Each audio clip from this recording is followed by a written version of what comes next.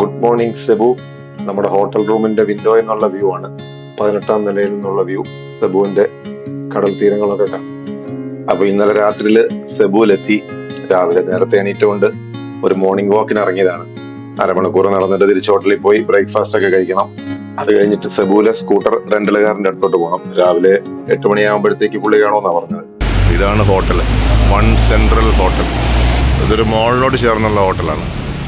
Back side മോളും ഫ്രണ്ടിൽ ഇതുമായിട്ട് നല്ല പൊക്കത്തിൽ 20 നിലയുണ്ട്. 19 നില നമുക്ക് റൂം കിട്ടിയേക്കുന്നത് 18th ഫ്ലോറിലാണ്. ഇവിടുത്തെ ഒരു സ്പോർട്സ് കോംപ്ലക്സ് ആണെന്ന് തോന്നുന്നു, സെബു കൊളീസിയം എന്ന് പറഞ്ഞിട്ട്. പിള്ളേരൊക്കെ രാവിലെ സ്പോർട്സിനൊക്കെ വേണ്ടി വന്നിരിക്കുന്നു തോന്നുന്നു. ഇവിടുത്തെ മെയിൻ നൈറ്റ് മാർക്കറ്റ്, വാക്കിംഗ് സ്ട്രീറ്റും ഒക്കെ ഇതിനടുത്ത് തന്നെയാണ് കേട്ടത്. ഇന്നലെ രാത്രി ലേറ്റ് ആയതുകൊണ്ടൊന്നും പോയി നോക്കിയില്ല. ഇന്ന് വൈകുന്നേരം നൈറ്റ് മാർക്കറ്റും വാക്കിംഗ് സ്ട്രീറ്റും ഒക്കെ ഒന്ന് പോയി നോക്കാം. ബിസി ഏരിയയാണ്. ഓരോ ജംഗ്ഷനിൽ തന്നെ എല്ലായിടത്തും 4, 5, 6 റോഡുകളൊക്കെ. 1, 2, 3, 4, 5 മക്ഡൊണാൾഡ്സ്. അത്യാവശ്യം തിരക്കുള്ള സ്ഥലമാണ്. ഇവിടുത്തെ നമ്മുടെ ജീപ്പിന് ഇച്ചിരൂടെ ചെറുതാണ്. മറ്റേ കഴിഞ്ഞ ദിവസങ്ങളിലൊക്കെ കണ്ട ജീപ്പിന് ഇച്ചിരൂടെ നീളമുള്ള സൈസായിരുന്നു. ഇച്ചിരൂടെ ചെറിയ സൈസാണ്. ഓ, എന്താ പൊല്യൂഷൻ. രാവിലത്തെ മോർണിംഗ് വാക്കൊക്കെ കഴിഞ്ഞ് നേരെ ഹോട്ടലിലേക്ക് വന്നു. ഇത് നമ്മുടെ ഹോട്ടലിന്റെ ടെറസിൽ നിന്നുള്ള വ്യൂ ആണ്. അപ്പൊ ഈ ഹോട്ടലിന്റെ ടെറസിൽ ഒരു സ്വിമ്മിംഗ് പൂൾ ഉണ്ടെന്ന് കേട്ടായിരുന്നു. എന്നാ പിന്നെ അതൊന്ന് പോയി നോക്കിയേക്കാന്ന് വിചാരിച്ചു. നല്ല വ്യൂ ഉള്ള ചെറിയ പൂളാണ്. ഹോട്ടലിൽ അത്യാവശ്യം സ്പ്രെഡുള്ള ബ്രേക്ക്ഫാസ്റ്റ് ഉണ്ടായിരുന്നു. അപ്പോൾ പതുക്കെ ബ്രേക്ക്ഫാസ്റ്റ് കഴിക്കാൻ സ്റ്റാർട്ട് ചെയ്തു. ബ്രേക്ക്ഫാസ്റ്റൊക്കെ കഴിച്ചിട്ട് അപ്പോൾ നമ്മളങ്ങനെ മൂവിറ്റിൻ്റെ ഒരു സ്കൂട്ടർ ടാക്സി എടുത്ത് നേരെ അടുത്ത സ്കൂട്ടറിൽ റെന്റലുകാരുടെ അടുത്തേക്ക് പോവാണ്. ഇവിടുന്ന് ഒരു 3.5 കിലോമീറ്റർ ഉണ്ട്. പോയി നോക്കാം. ഹോണ്ട ADV 160 ഉണ്ടെന്ന് പറഞ്ഞ്. അത് കിട്ടുകയാണെങ്കിൽ സൗകര്യമായിരുന്നു. ഇപ്പോൾ 3-4 ദിവസം ഓടിച്ചുകൊണ്ട് പരിചയമായി. ഇന്നിപ്പോൾ ഈ ആഴ്ച മോളും കൂടെ ഉള്ളതുകൊണ്ട് 2 പേർക്ക് പോകണം. ഹോണ്ട ADV ആണെങ്കിൽ അത് കംഫർട്ടബിൾ ആയിരിക്കും. രാവിലെ നല്ല തിരക്കാണ്. ഈസ്റ്റർ പോട്ടെ, ഓശാന പാം സൺഡേ ആണ്. സെബു ഇവിടുത്തെ ഒരു മനില കഴിഞ്ഞാൽ പിന്നെ അടുത്ത വലിയ സിറ്റിയാന്ന് തോന്നുന്നു, ഫിലിപ്പീൻസിലെ. ഇതൊരു വേറൊരു ഐലൻഡാണ്. ലുസോണാണ് ഏറ്റവും വലിയ ഐലൻഡ്. അവിടെയാണ് മനില കിടക്കുന്നത്. അപ്പോൾ സെക്കൻഡ് ബിഗസ്റ്റ് സിറ്റിയാന്ന് തോന്നുന്നത് ഫിലിപ്പീൻസിലെ. അപ്പൊ നമ്മുടെ സ്കൂട്ടർ റെന്റൽകാരൻ തന്ന ലൊക്കേഷൻ ഇതാണ്. ഉള്ള വില്ല ടൈപ്പ് പ്രോപ്പർട്ടി ഉള്ള സ്ഥലമാണ്. അപ്പൊ പുള്ളിയെ വിളിച്ചിട്ട് ഫോൺ എടുത്തില്ല. കുറച്ച് കഴിഞ്ഞപ്പോഴത്തേക്ക് പുള്ളി മെസ്സേജ് ഇട്ടു. പുള്ളി സ്കൂട്ടർ കൊണ്ട് പുറത്ത് വർക്ക്ഷോപ്പിലാണ്, ഓയിൽ ചേഞ്ചും കാര്യങ്ങളൊക്കെ ഒക്കെ ആയിട്ട്. അപ്പൊ ഒരു 15 മിനിറ്റ് വെയിറ്റ് ചെയ്യേണ്ടി വരും. അപ്പൊ അതിന്റെ വാതൊക്കെ തന്നെ ചെറിയൊരു ഷാക്ക് ഉണ്ടായിരുന്നു. അവിടെ കയറി ഒരു കോഫിയൊക്കെ പറഞ്ഞ് 10 മിനിറ്റ് അവിടെ ഇരുന്നു. അത് കഴിഞ്ഞപ്പോഴത്തേക്ക് പുള്ളി എത്തി. Took XR150 Vietnam, then XR250 Lao, and Transalp, 750 in Cambodia. Also Honda dice it was. Yeah, first time I am taking scooter in Philippines, because normally I take motorbike, but here not many options. Yeah, because I normally ride motorbikes. വണ്ടി പുള്ളി സെറ്റായിക്കൊണ്ടിരിക്കുന്നു. പുള്ളി പുറത്ത് പോയി ഓയിലൊക്കെ change ചെയ്തുകൊണ്ട് വന്നു. Front tyre കുഴപ്പമില്ല, അത്യാവശ്യം ത്രെഡൊക്കെ ഉണ്ട്. ഇങ്ങനെയുള്ള ബാക്കിൽ ഇച്ചിരി വീക്കാണ്, അതുകൊണ്ട് പുള്ളി അതുകൊണ്ട് മാറ്റി തരാമെന്ന് പറഞ്ഞു. അപ്പോൾ ഞങ്ങൾ 2 പേര് പോകേണ്ടതുകൊണ്ട് പില്ലിയനുള്ള ഹെൽമെറ്റ് ഇതിനകത്ത് സൂപ്പറായിട്ട് വെക്കാം. ചെറിയ ഹെൽമെറ്റ് അതിനകത്ത് വെക്കാം. പിന്നെ പുള്ളി ഒരു ടോപ്പ് ബോക്സിനുള്ള റാക്ക് ഫിറ്റ് ചെയ്യാം. നമുക്ക് ടോപ്പ് ബോക്സിലുണ്ടെങ്കിൽ വണ്ടി എവിടെയെങ്കിലും പാർക്ക് ചെയ്ത് പോകുമ്പോൾ 2 ദിവസത്തേക്കൊക്കെ ട്രിപ്പ് പോകുമ്പോൾ പെട്ടിയും ബാഗൊന്നും എടുത്തുകൊണ്ട് പോകണല്ലോ.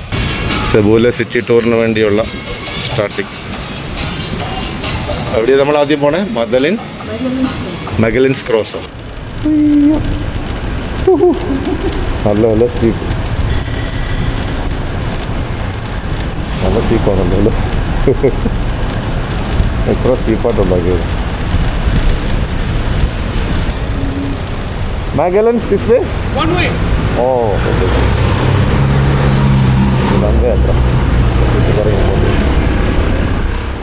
ഇന്നിപ്പോ രാവിലെ നമ്മൾ പോകാൻ ഉദ്ദേശിക്കുന്നത് ഇവിടെ അടുത്ത് തന്നെയാണ് ഒരു കത്തീഡ്രലൊക്കെ ഉണ്ട്. സാന്റോനിനോ കത്തീഡ്രൽ ഉണ്ട്. അത് സെബുവിലെ വലിയൊരു ഫേമസ് കത്തീഡ്രലാണ്. അതിനടുത്ത് തന്നെയാണ് മാഗലൻസ് ക്രോസ്. അപ്പൊ മാഗലൻസ് ക്രോസും ഒരു ഇമ്പോർട്ടന്റ് ടൂറിസ്റ്റ് സ്പോട്ടാണ്. അപ്പോൾ രാവിലെ ഇത് രണ്ടും കാണുക എന്നുള്ളതാണ് ആദ്യത്തെ plan. Metropolitan cathedral of Cebu. വണ്ടി എവിടെയെങ്കിലും പാർക്ക് ചെയ്താ ഇതാണോ മദലൻസ് സ്ഥലമല്ലേ? അങ്ങോട്ടാണ് കാണിക്കുന്നത്. ദിസ് ഡയറക്ഷൻ ഒരു 230 മീറ്ററോടെ പോകണം. അയ്യോ, നോ എൻട്രി എവറി ഫ്രൈഡേ. ഇന്ന് കുഴപ്പമില്ല.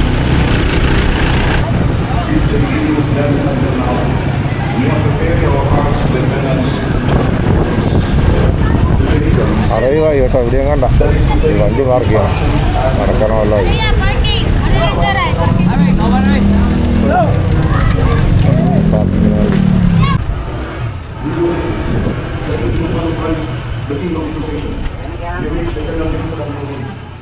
ഓശാന പെരുന്നാളിൻ്റെ ഭംഗിയുള്ള കുരുത്തോല അലങ്കരിച്ച് വെച്ചേക്കാൻ വേണ്ടി വെച്ചേക്കുന്നത്. കത്തീഡ്രലിൽ അപ്പുറം തന്നെ, തൊട്ടടുത്ത് തന്നെ ബസിലിക്ക. ഈ മാഗ്ലിൻ ക്രോസ് എന്ന് പറയുന്നത് കല്ലിൽ ഉണ്ടാക്കിയേക്കുന്ന ഒരു വലിയൊരു കുരിശാണ്. ഇവിടുത്തെ ഫേമസ് ആയിട്ടുള്ള സാന്റോനിനോ കത്തീഡ്രലിനടുത്ത് തന്നെയാണ് സ്ഥാപിച്ചേക്കുന്നത് ഈ മാഗ്ലൻസ് ക്രോസ്. സാന്റോനിനോ എന്ന് പറയുമ്പോഴത്തേക്ക് ഉണ്ണീശോയുടെ പേരിലുള്ള പള്ളി എന്നുള്ളതാണ് സാന്റോനിനോട് അർത്ഥം. ഇത് സ്പാനിഷ് ലോകസഞ്ചാരിയായിരുന്ന ഫെർഡിനാൻഡ് മെഗലിൻ സെബു വന്നപ്പോൾ അതിന്റെ ഓർമ്മയ്ക്കായിട്ട് ഉണ്ടാക്കിയതാണെന്ന് പറയുന്നത്. അത് ഏപ്രിൽ 1521 ഓൾമോസ്റ്റ് 500 വർഷത്തെ പഴക്കമുള്ള ക്രോസ് ആണത്. ആ ഡയറക്ഷൻ നമ്മൾ വന്നു. ഓശാന ഞായറായതുകൊണ്ട് പള്ളിയിൽ നല്ല തിരക്കാണ്. പിൽഗ്രിം ഇൻഫർമേഷൻ സെന്റർ, ഇവിടുത്തെ ബസിലിക്കകോ അകത്ത് വീഡിയോ എടുക്കാൻ പറ്റത്തില്ല. പക്ഷെ ഇന്ന് പുറത്താണ് മാസമല്ല, അവിടെ ഒരു ഓപ്പൺ എയറില്ല മാസമെല്ലാം വെച്ചേക്കുന്നത്.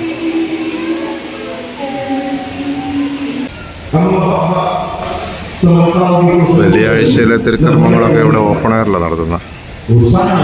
കാരണം ആൾക്കാർ കൂടുതൽ പേര് പള്ളിക്കകത്തിരിക്കാൻ സ്പേസ് ഇല്ലാത്തതുകൊണ്ട്. ഇതാണ് ബസലിക്കയുടെ ഇതിനകത്ത് നമ്മൾ കയറി. പള്ളിക്കകത്ത് ആൾക്കാരിപ്പുണ്ട്, പള്ളി നിറച്ച ആളാണ്. ഇവിടെ വന്നിട്ട് അവിടുന്ന് സ്റ്റേജിൽ അൾത്താര പോലെ അവിടെ ഒരു ഓപ്പൺ ആയിട്ടുള്ള അൾത്താരയുണ്ട്. അൾത്താര എന്ന അച്ഛൻ കർമ്മങ്ങളൊക്കെ പറയുന്നത് വലിയ സ്ക്രീൻ വെച്ചിട്ട് 3-4 സ്ഥലത്ത് റെഡ് കളറിൽ കാണുന്ന സ്ക്രീനാണ്. ഇവിടുന്ന് പുറത്തേക്ക് ഇറങ്ങേണ്ട വഴിയിലൊക്കെ ആളിരിക്കുക. കാരണം ഓശാന ഞായറാഴ്ചയ്ക്ക് പള്ളിയിൽ വരുന്നവരെല്ലാവർക്കും ഇരിക്കാനുള്ള സ്പേസ് ഇല്ല. ഫിലിപ്പീൻസ് ബേസിക്കലി ഒരു കാത്തലിക് കൺട്രി ആയതുകൊണ്ട് ഓശാനയ്ക്കൊക്കെ നല്ല ആളുണ്ട്. നമ്മുടെ തെന്നി വീഴല്ലേ, റോഡ് സൈഡിൽ കൂടെ എല്ലാം ഓശാനയ്ക്ക് ആൾ നിൽക്കുക. കുരുത്തോലകൾ വിൽക്കുന്നു.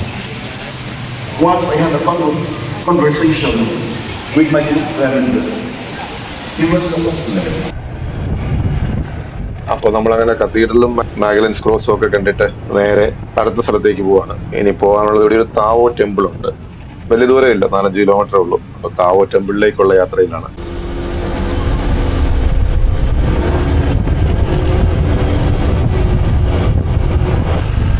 ഈ വഴിയാണ് സ്ഥലം കൊള്ളാമല്ലോ. പോർഷൻ ശരിക്കും താവോ ടെമ്പിൾ. ഇത് മറ്റേ നല്ല റെസിഡൻഷ്യൽ പ്രോപ്പർട്ടി പോലെ കേട്ടോ, ബംഗ്ലാവുകളൊക്കെ ഉണ്ട്. 400 meters destination will be on the right. അതവിടെ കണ്ടത് ഇതൊക്കെ അതാണ്. അതായിരിക്കും താവോ ടെമ്പിൾ.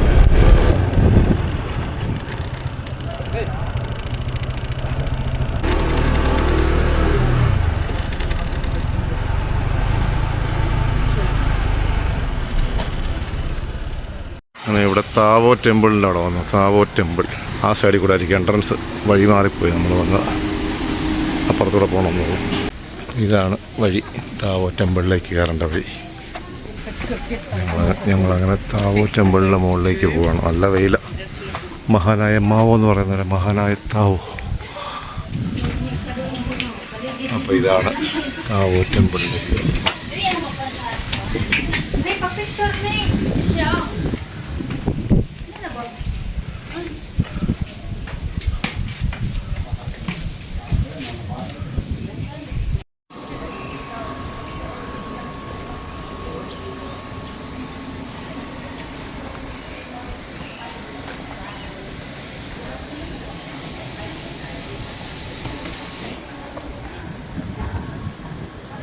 താഴെയാണ് നമ്മുടെ കാർ പാർക്കിംഗ്. അവിടെ ബൈക്ക് സ്കൂട്ടർ വെച്ചിരിക്കുന്നത്.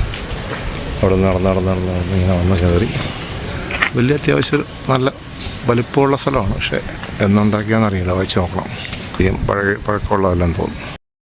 ഒരു മെയിൻ ഹോളൊക്കെ ഉണ്ട്, സ്റ്റേജും സുവനീർ ഷോപ്പ്. ഇതാണ് മെയിൻ ടെമ്പിളിനകത്ത് പക്ഷേ ഫോട്ടോ വീഡിയോ പാടില്ല. താവോ ടെമ്പിൾ ചുറ്റിക്കറങ്ങി കണ്ടപ്പോഴത്തേക്കും നന്നായിട്ട് വേർക്കാൻ തുടങ്ങി. നല്ല അപ്പോൾ ഒരു 10 മിനിറ്റ് അവിടെ ഇരുന്ന് ക്ഷീണമൊക്കെ മാറ്റിയിട്ടാണ് പതുക്കെ താഴോട്ട് ഇറങ്ങാൻ തുടങ്ങിയത്. ഇത് കുറച്ച് ഹൈറ്റുള്ള സ്ഥലമുണ്ട്, നല്ല വ്യൂ ഒക്കെ ഉണ്ട് മുകളിലേക്കുള്ള.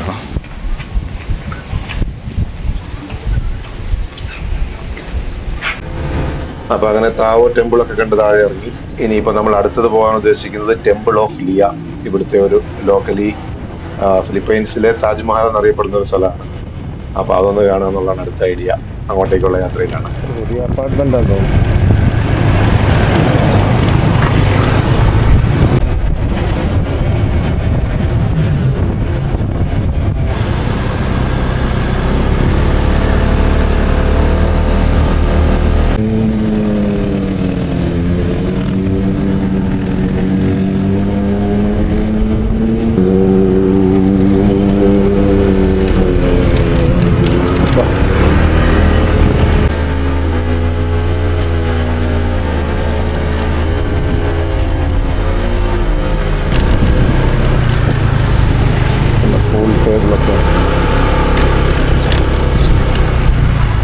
ഇതാന്ന് തോന്നുന്നല്ലേ, ദിസ് ഈസ് ദ വൺ. പഴയ ബിൽഡിംഗ് ആണ്.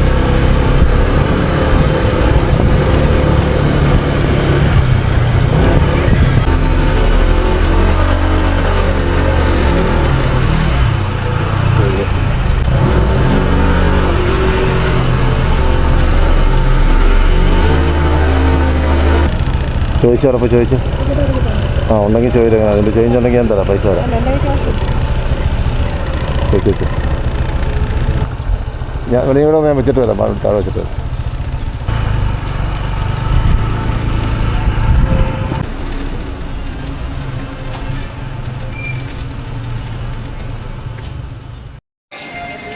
എനിക്ക് തോന്നുന്നത് ഇതെല്ലാം കണ്ടോ, ഇതൊക്കെ ഈവനിങ് സ്പോട്ടുകളാണ്. എനിക്ക് കണ്ടോ, ഈവനിങ് ഇന്ന സൺസെറ്റ് ഒക്കെ വെച്ച് കാണാം. നമുക്ക് നാളെയും കൂടെ ഉണ്ടല്ലോ, വേണമെങ്കിൽ വേറെ എത്ര ദൂരമല്ലേ. ആ ഓക്കെ. താഴെ നല്ല വ്യൂ ആണ്. പക്ഷേ ഇതാണ് ഈ പ്രശ്നം, ഉച്ചയ്ക്ക് വന്നു കഴിഞ്ഞാലുള്ള പ്രശ്നം. നമ്മൾ രാവിലെ അല്ലെങ്കിൽ വൈകുന്നേരം വരെ ആയിരുന്നെങ്കിൽ ഇച്ചിരി നല്ല വ്യൂവും ഫോട്ടോയൊക്കെ നല്ലതാണ്. Temple of Liya.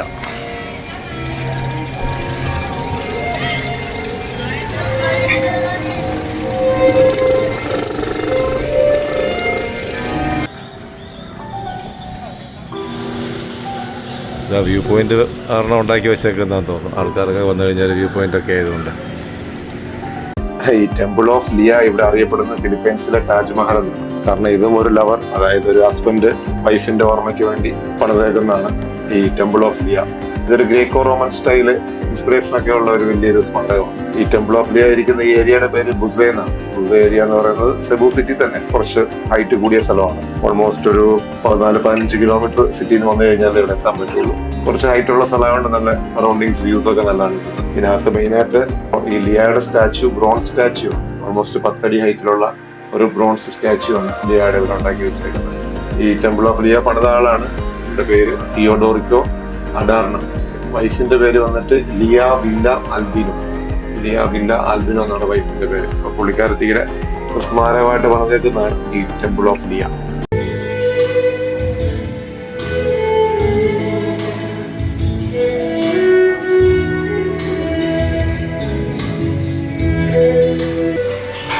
അവരുടെ വീട്ടിലെ സാധനങ്ങളൊക്കെ ആയിരിക്കും, കളക്ഷനും ആർട്ട് കളക്ഷനും ഒക്കെ ആയിട്ട്.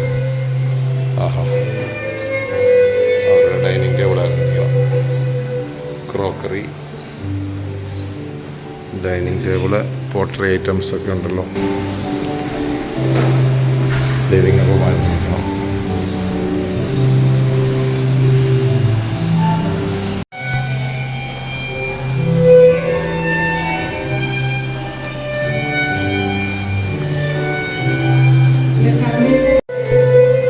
Chancellor of south Philippines university എഴുതിയതാണ്. സൗത്ത് ഫിലിപ്പീൻസ്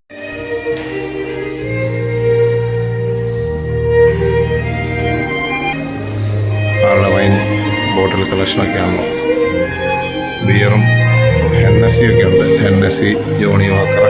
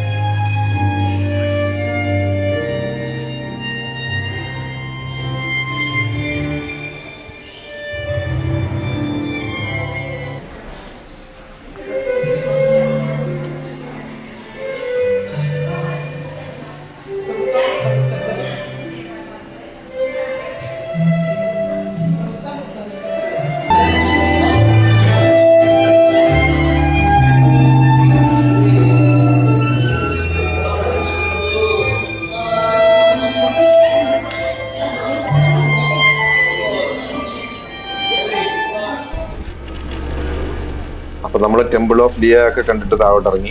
ഇനിയിപ്പോൾ ലഞ്ച് കഴിക്കണം. അത്യാവശ്യം വിശപ്പായി തുടങ്ങി. ഇതിനടുത്തുള്ള റെസ്റ്റോറന്റുകളൊക്കെ നോക്കുമ്പോഴത്തേക്ക് കുറച്ചൊരു ലെയ്ഡ് ബാക്ക് പോഷ് കാറ്റഗറി റെസ്റ്റോറന്റുകളാണ് ഇതിനടുത്തെല്ലാം കണ്ടത്. എന്നാ പിന്നെ അവിടെ കയറി സമയം കളയണ്ടല്ലോ എന്ന് വിചാരിച്ച് നേരെ താഴോട്ട് തന്നെ വിട്ടു. അടുത്ത നമ്മൾ ഓൺ ദ വേ നമ്മൾ പോകാൻ ഉദ്ദേശിക്കുന്ന സിറാവോ ഗാർഡൻ ആണ്. അപ്പം സിറാവോ ഗാർഡനിലേക്ക് പോണ വഴിക്ക് എവിടുന്നെങ്കിലും കഴിക്കാമെന്നുള്ള ഐഡിയകൾ താഴോട്ട് പോവാണ്.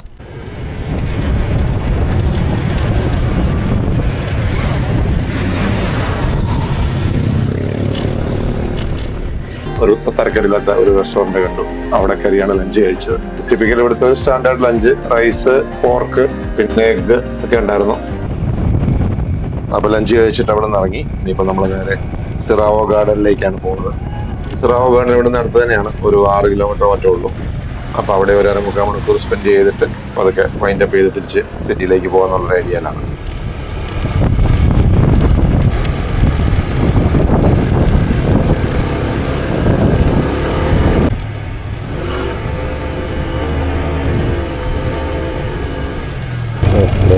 റോഡ് ഭയങ്കര സൈഡ് വാൾ കെട്ടിട്ടൊക്കെ. Pictorial garden.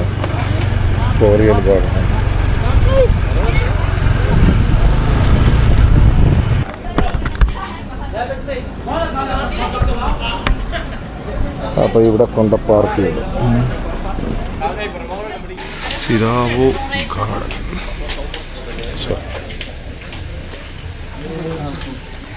Tasche, ja?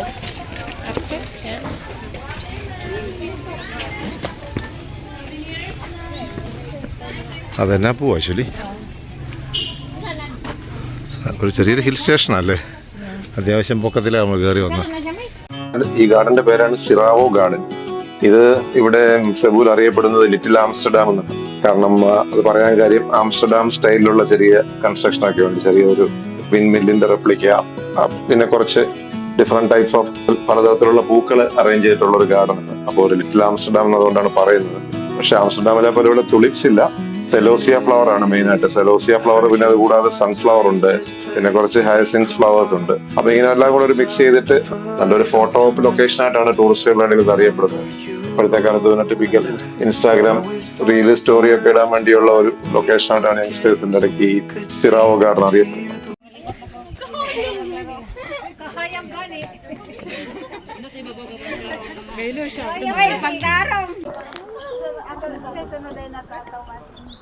Pagkabilan ako yung kamay ko, yun yung magiging kamay ko sa cellphone. Akin, mamaya. Ay, cellphone mo. Ay, na, boss!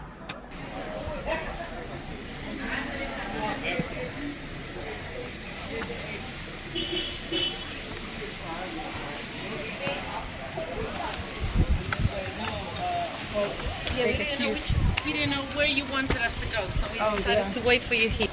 പല വെറൈറ്റിയാണ് ചെടികളുടെ ഇലകളും ടൈപ്പ് പൂക്കളും. നല്ല ഭംഗിയുണ്ട്. നല്ല ബ്രൈറ്റ് കളേഴ്സ്, ഡാർക്ക് ബ്രൗണ്, ഒരു ബ്ലഡ് റെഡ് ഒക്കെ കൂടിയ മിക്സ് ചെയ്ത് പല ടൈപ്പ് കളറുകൾ. തവള ജീവനുള്ള തവള അവിടെ ഒരെണ്ണം ചത്തുമരച്ച് കിടക്കുന്നു. കളർഫുള്ളാണ്. അവിടെ ഒരു ബുദ്ധ ഉണ്ടല്ലോ, ബുദ്ധ പോലെ. അതിൻ്റെ മുകളിൽ ഒരു ട്രീ ഹൗസ് പോലെയൊക്കെ ഉണ്ടാക്കി വെച്ചത്.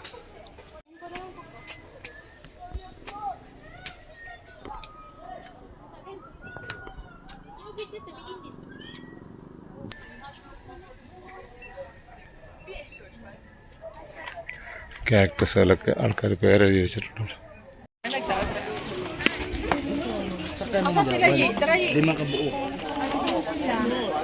Murag na pa sila dito ante sa kuan.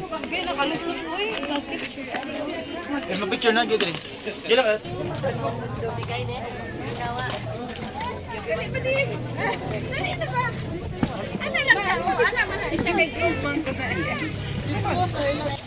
അങ്ങനെ ഗാർഡനൊക്കെ കണ്ടുപോതൊക്കെ പുറത്തേക്ക് ഇറങ്ങുകയാണ്. നേരെ ഇനി മിക്കവാറും ഹോട്ടലിലേക്ക് തന്നെ വിടാം. നല്ല വെയിലൊക്കെ അടിച്ച് ഒരു പരുവായി. ഇപ്പോൾ ഒരു കുളിയൊക്കെ പാസ്സാക്കി ഫ്രഷായിട്ട് വല്ലതും അടുത്തൊരുതുപോലെ പോയി കഴിക്കാം.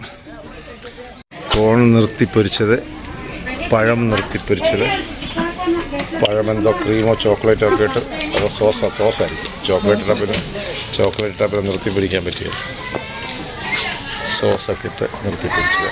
അങ്ങനെ മൊത്തം നിർത്തിപ്പൊരിയുടെ ഒരു സ്ഥലമാണ്.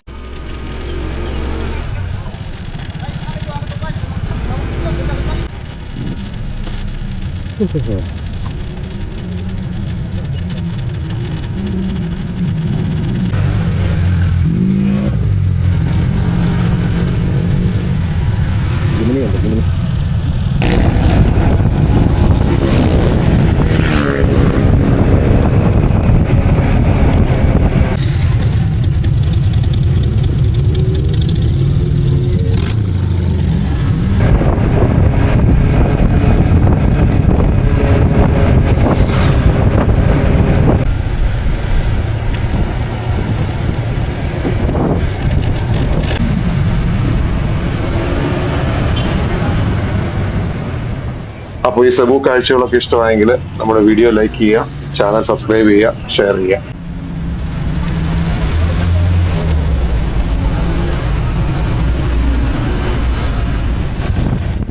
ഇപ്പൊ സമയം ഏതായാലും 5:30 കഴിഞ്ഞു. നേരെ ഹോട്ടലിൽ ചെന്നിട്ട് മോളെ അവിടെ ഇറക്കിയിട്ട് വീണ്ടും സ്കൂട്ടറുകാരൻ്റെ അടുത്തോട്ടൊന്ന് പോകണം.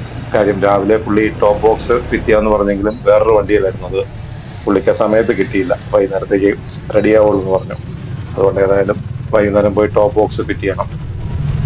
ഇത് വേറൊരു വണ്ടിയിൽ ടൂർ പോയേക്കുമായിരുന്നു. ഈ ഹോണ്ടയുടെ CRF റാലി ഉണ്ടല്ലേ, അടിപൊളി വണ്ടിയായിരുന്നു. തന്നെയാണെങ്കിൽ ഇത് നോക്കാറുണ്ട്, 2 പേർക്ക് പോകാൻ. പക്ഷേ ഇത് കംഫർട്ടബിൾ അല്ല. ഓഫ് റോഡൊക്കെ അടിക്കാൻ പറ്റിയ വണ്ടിയാണ്.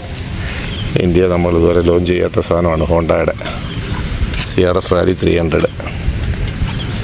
അപ്പം അതിൽ നിന്നുള്ള ബോക്സ് എടുത്ത് നമ്മുടെ സ്കൂട്ടറിലോട്ട് ഫിറ്റ് ചെയ്യാൻ പോകാം.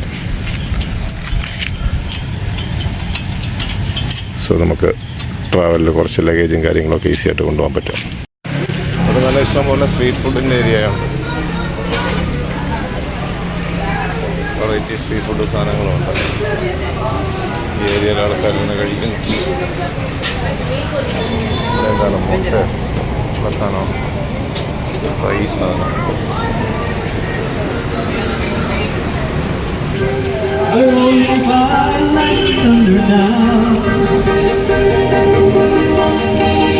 As I look